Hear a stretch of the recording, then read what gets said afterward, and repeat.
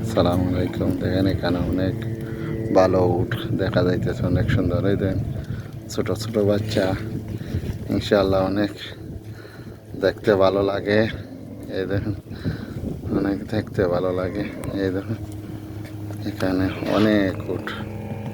ইনশাআল্লাহ আপনারা যদি ভালো লাগে লাইক কমেন্ট শেয়ার করবেন। এই দেখেন